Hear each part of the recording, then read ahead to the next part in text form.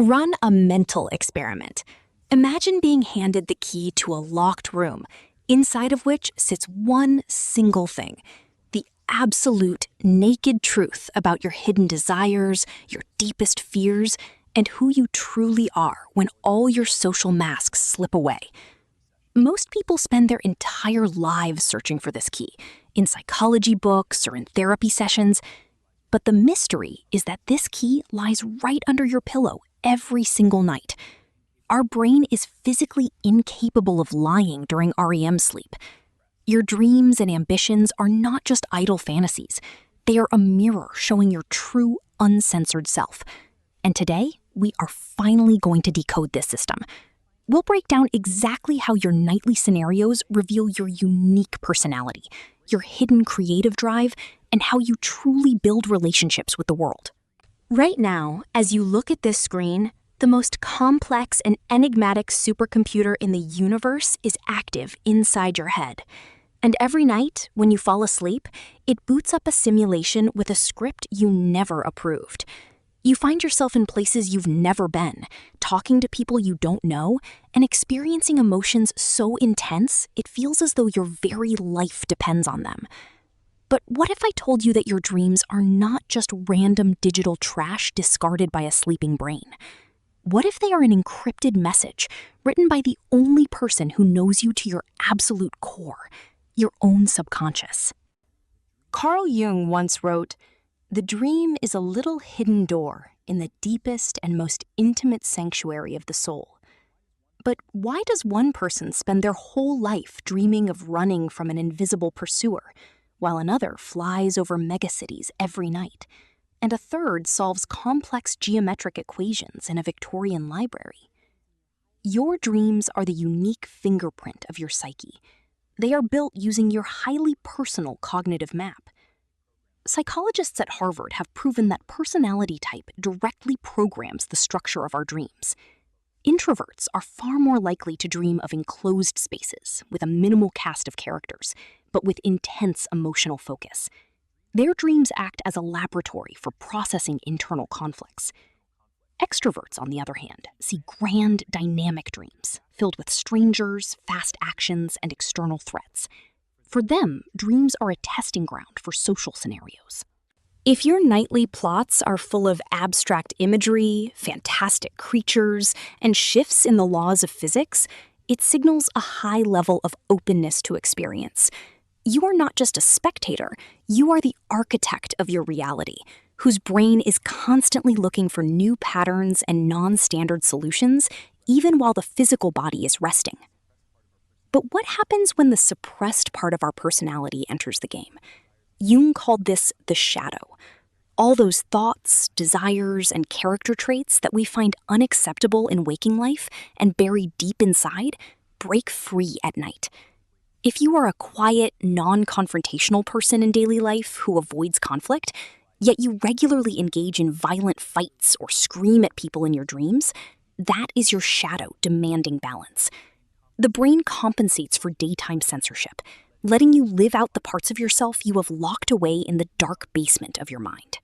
Sleep is not a passive reboot. It is a window of time when your brain deactivates the logical filters of your prefrontal cortex. In this state, what scientists call hyperassociative thinking begins.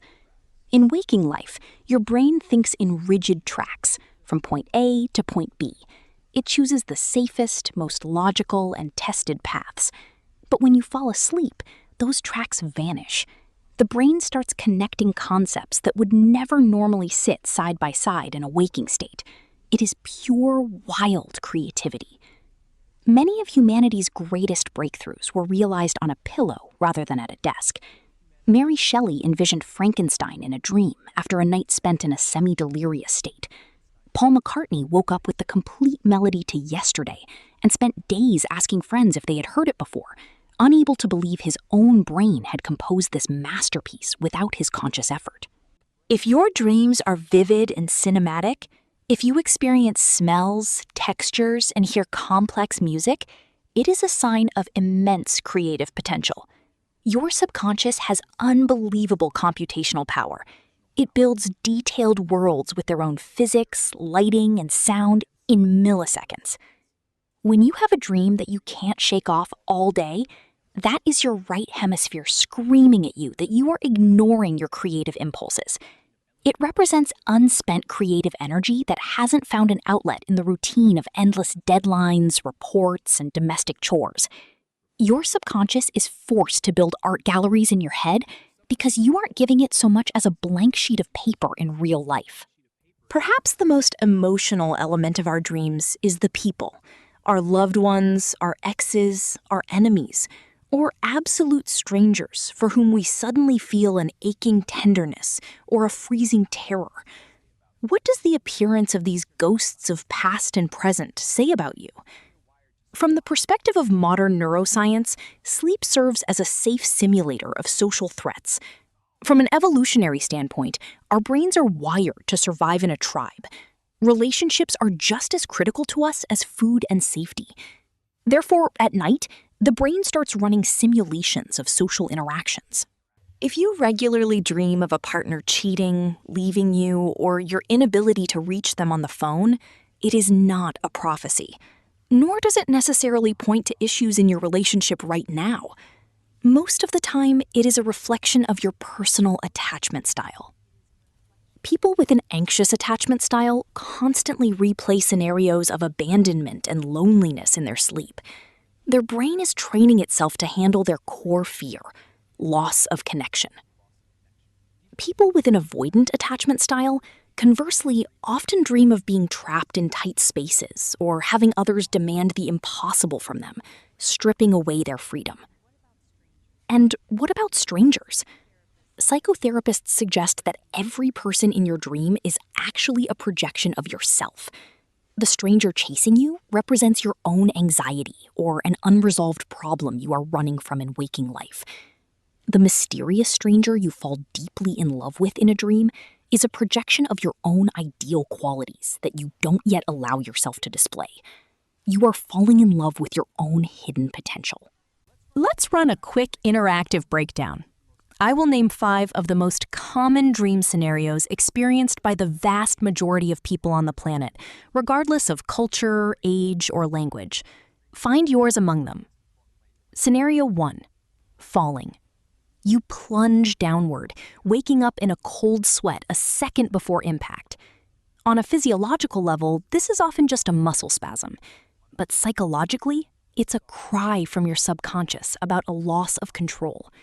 If you are going through a turbulent period, changing jobs, going through a divorce, or facing financial struggles, your brain literally shows you how it feels to have no solid ground beneath your feet. Scenario 2. Flying. The exact opposite of falling.